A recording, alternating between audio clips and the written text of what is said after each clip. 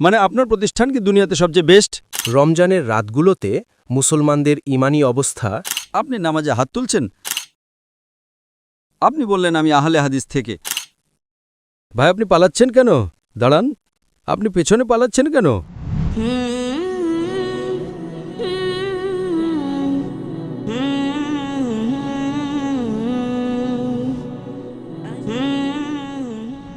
আসসালামু আলাইকুম, আমার নাম নোমানুল্লাহ।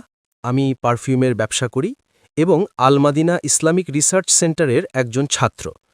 আমার প্রশ্ন হল, রমজানের রাতগুলোতে মুসলমানদের ঈমানী অবস্থা সাধারণত বৃদ্ধি পায়। যেমন ডাক্তার ইসরার আহমেদ সাহেব মুসলমানদের কুরআনের সাথে সম্পৃক্ত করার জন্য একটি কাজ শুরু করেছিলেন এবং জীবনের শেষ পর্যন্ত সে ধারাবাহিকতা বজায় রেখেছিলেন। আমার ব্যক্তিগতভাবে আহলে হাদিস মক্তবের সাথে সম্পর্ক রয়েছে, আলহামদুলিল্লাহ। কুরআনের সাথে মানুষকে সংযুক্ত করার বিষয়ে তাদের সাথেও আমার দেখা সাক্ষাৎ ও যোগাযোগ হয়।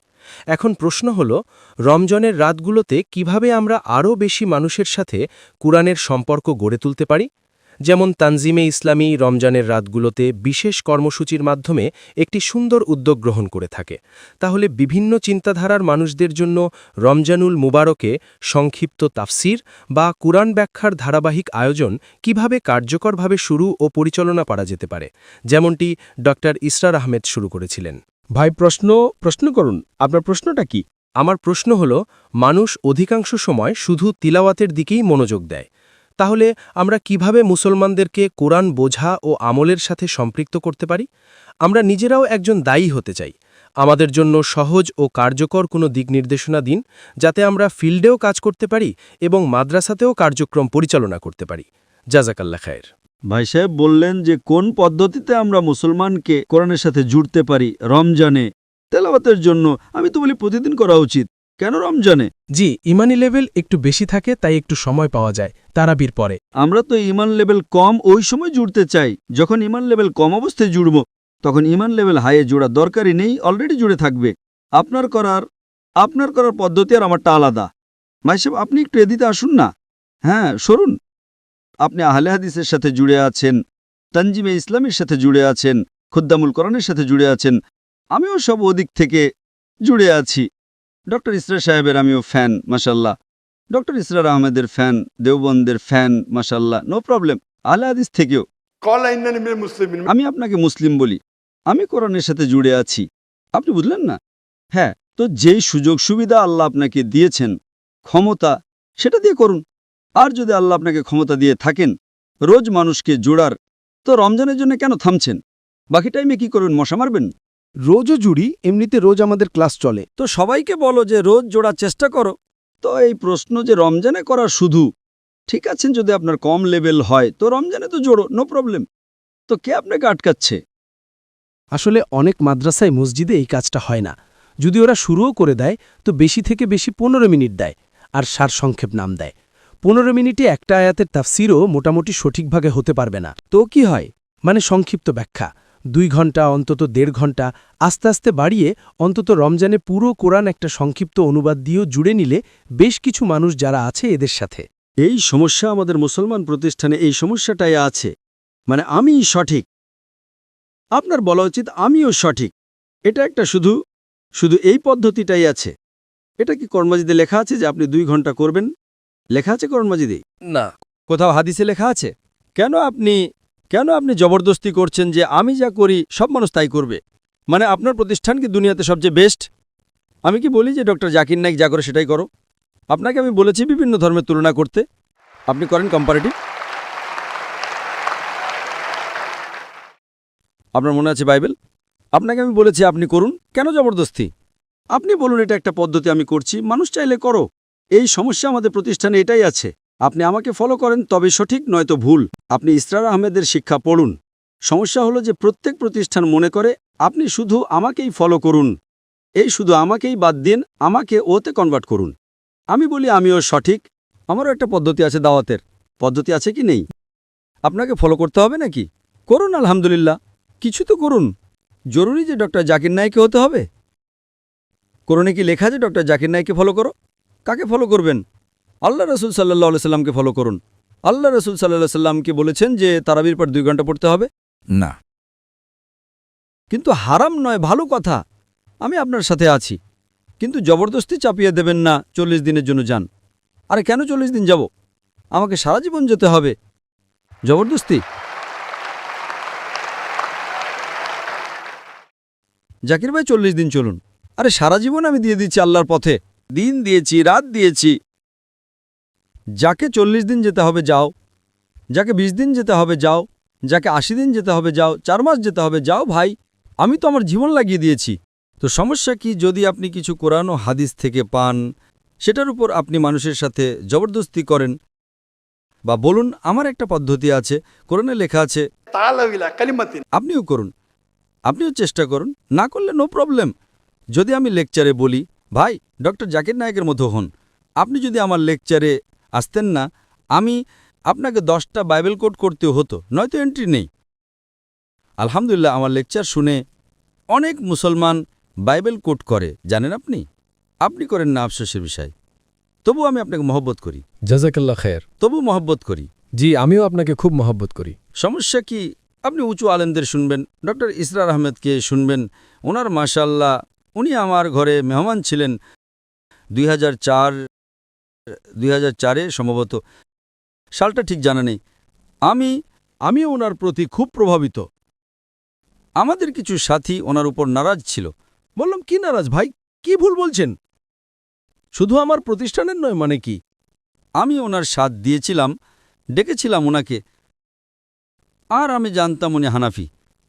আমি দেখলাম যে ডক্টর সাহেব আপনি নামাজে হাত তুলছেন, তো বললেন, হ্যাঁ বাবা, আমার বাবা মা হানাফি ছিলেন, আমি হানাফি, কিন্তু আমি হাদিস ফলো করি, এটার উপর রিসার্চ করেছি, আমি রাফলিয়া দিন করছি আলহামদুলিল্লাহ।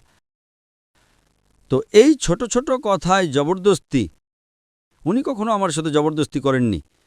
আমাকে বলেছিলেন, বাবা তুমি কি করতে চাও? বললাম, আমি দুটোর করতে চাই, দাওয়াও আবার ডাক্তারও।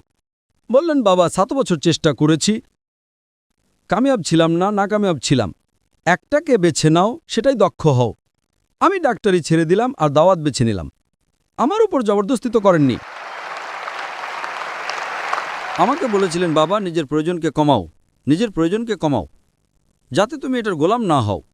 যদি আমি আল্লাহ আমাকে টাকা দিয়েছেন, আমার তো রোলস রয়েস চাই, আমার রোলেক্স ঘড়ি চাই, তাহলে আমাকে আবার ইউটিউব থেকে কামাতে হবে। আমার খরচ আমার মাসে মাত্র $500। কত? $500 যথেষ্ট আমি আর আমার স্ত্রী থাকার জন্য, মাসে $500। ওই বাকি খরচ আমি দাওয়াতি কাজে, আমি প্লেনে যাই ইকোনমি ক্লাসে, আমার টাকায় যাই $500। ওই দাওয়াতি খরচ বেশি, আমার ইউটিউব থেকে কামানোর দরকারই নেই।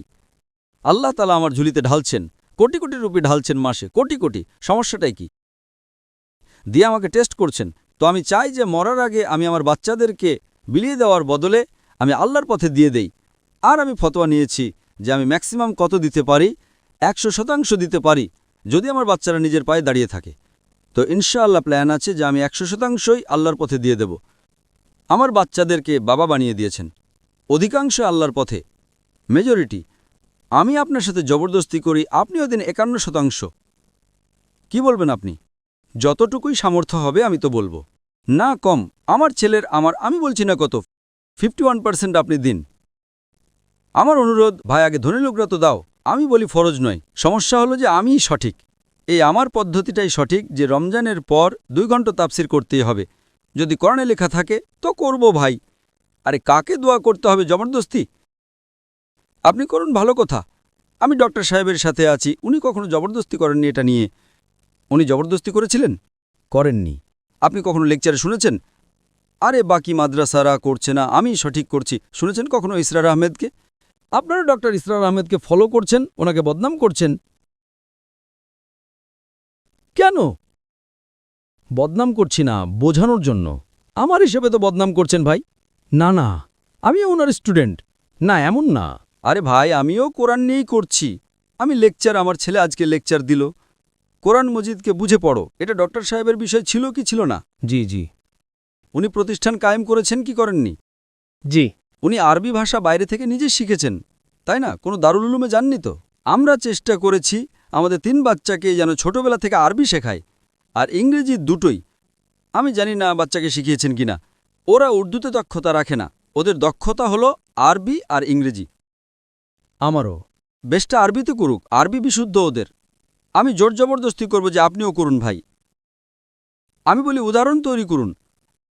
আমাদের ফতোয়া হওয়া উচিত আমিও সঠিক, আমিই সঠিক না, এটা বের করে দিন আপনাদের মগজ থেকে যে আমিই সঠিক। আমাদের জীবনের উদ্দেশ্য হওয়া উচিত আল্লাহ আর আল্লাহ রসুল সাল্লাল্লাহু আলাইহি সাল্লাম প্রতিষ্ঠানের দিকে না। আমি আমাকে আপনি বললেন আমি আহলে হাদিস থেকে, আমি ইসরার আহমেদকে জানি, আমিও আহলে হাদিস থেকে, আমি দেওবন্দ থেকে, আমরা বেরেলভী আলেমদেরও মানি, আমি সবার মাশাআল্লাহ উপাধিতে মুসলমান। लकब से मुसलमान हूं। ভালোবাসা সবার সাথে রাখি, সব আলেমদের ভালোবাসি। যদি আল্লাহ এবং আল্লাহ রাসূল সাল্লাল্লাহু আলাইহি সাল্লামের রাস্তায় ধ্যান মতভেদও যদি থাকে তারপরেও ভালোবাসি, কারণ কোরআনের আয়াত আছে এই আমিই সঠিক, এমনই করো। কেন এমন? এটা পাকিস্তানে খুব বেশি, হিন্দুস্তানেও আছে, পাকিস্তানে বেশি। আপনারা একটু সরুন, কোরআন পড়ুন। যদি আপনারা কোরআন অনুবাদ সহ পড়েন, অনুবাদে লেখা আছে, এটা অনুবাদে কি লেখা আছে? সূরা ফুসিলাতে সূরা নম্বর 41 আয়াত নম্বর 34, যদি তোমার শত্রুরা তোমার সাথে কিছু খারাপ করে, মন্দ করে, তার বদলা ভালো দিয়ে দিন, যাতে ওই শত্রু তোমার বন্ধু হয়ে যায়। ঠিক কি না? আপনার ভাগ্য, আপনার কতজন শত্রু আপনার বন্ধু হয়েছে? আপনার তো শত্রুই নেই, তাই না? না না, আছে, অনেক শত্রু আছে। ইনশাআল্লাহ আল্লাহর কাছে দোয়া করি আমাদের সবাইকে হেদায়েত দিন, আর আমরা যেন আল্লাহর কিতাবের উপর আমল করি, আল্লাহ রাসূলের হাদিসের উপর আমল করি। আর ইনশাআল্লাহ আল্লাহ সব আমাদের সবাইকে ইনশাআল্লাহ জান্নাতে একত্রিত করুন। वाखिर दावाना अल्हम्दुलिल्लाह रब्बिल आलमीन।